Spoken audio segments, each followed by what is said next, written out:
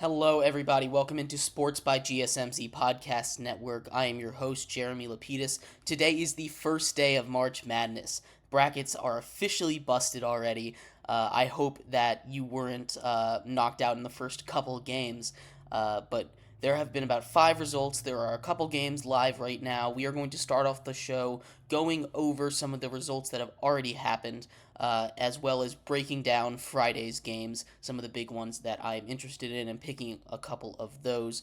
We're then going to transition into some baseball with the insane story that is Shohei Ohtani and his translator, and everything that has to go into that. We're going to talk about that in our third segment, and we're going to finish off our show in the NFL talking a little bit about the pro day situation, whether or not they really matter for some of these top prospects, as well as the conversation surrounding some of the pro days. But before we get into it, remember that if you would like to be an even bigger part of the show than you already are, all you need to do is go to gsmcpodcast.net. Again, that link is gsmcpodcast.net. Leave a tip or donation with a message. It'll pop up on the bottom of the screen.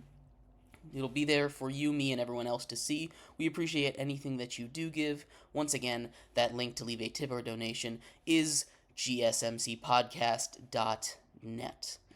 But like I was saying, we're going to start off with the live March Madness. Right now, if you are paying attention, March Madness is going on. It is fully underway. It's my favorite time of years for sports. You can have 3 different screens on with 3 different games. The first round of the tournament is chaos. And we've had a couple good games. We're going to just go in order. I want to start with the first game of the day, Michigan State versus Mississippi State, where we saw Michigan State take down Mississippi State, score 69-51. It really wasn't that close. Michigan State held the lead throughout, and Mississippi State just could not shoot the ball. They shot 37% from the field, 22% from 3. But the main thing that stuck out to me for this game, and for a lot of other games, is the amount of free throws were really down. I know this was what ended up being an 18-point game, but total amount of free throws in this game, there were only 16.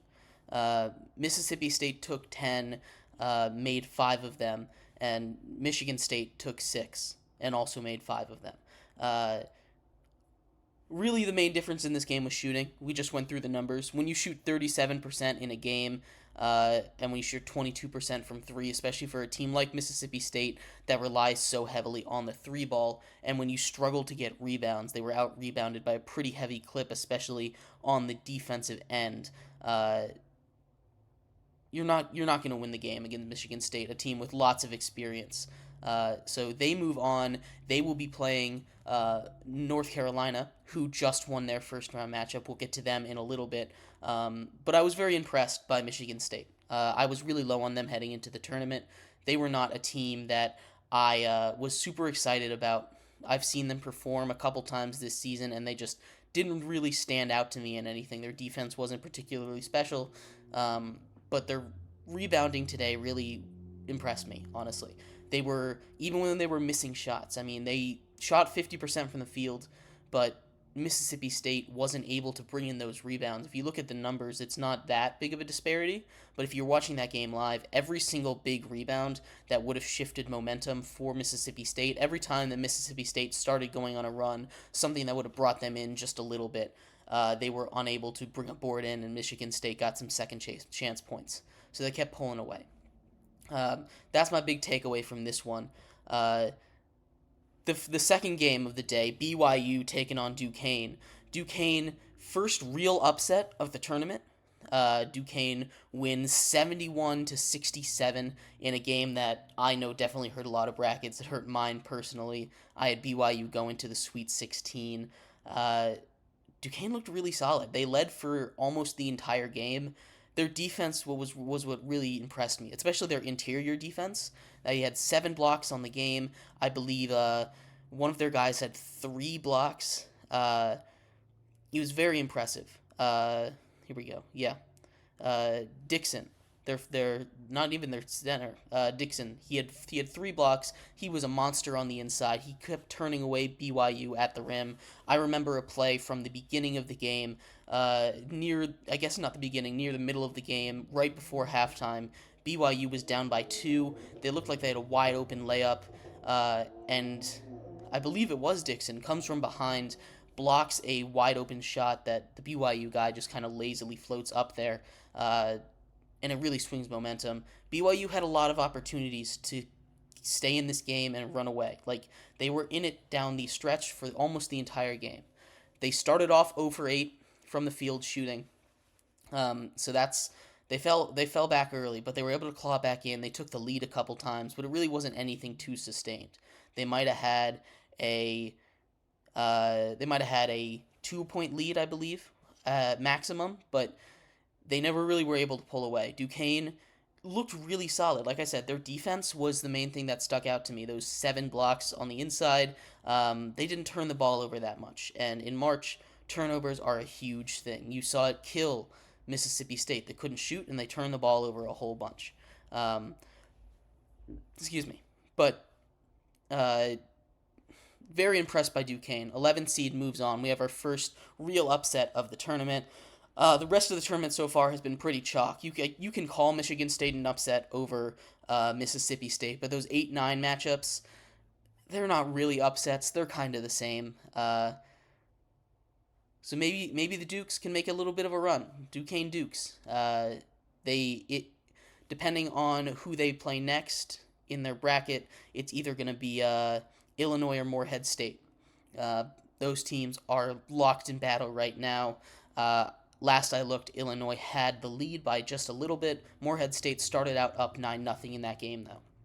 So we'll take a look at that game in a little bit as well. The next game, Akron versus Creighton. And at the beginning, I thought Akron was going to pull away. Creighton won this game 77-60. It wasn't that close down the stretch. Creighton is just the better team. 3 seed playing the 14 seed.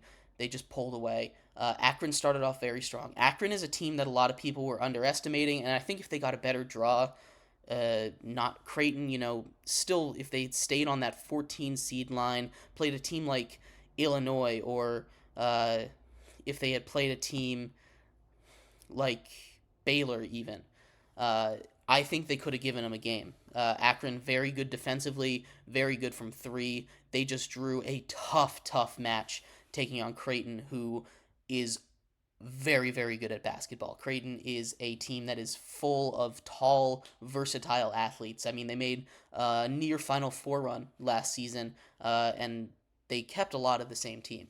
Creighton is very good. They are a team that could make a very deep run, but they were able to claw back in this game. Like I said, the underdogs have been starting off good early, and it's really the way that these games have going has been based on how these more higher, not experienced, higher expectation teams respond. Because every single game has kind of started in the way of those lower seeds.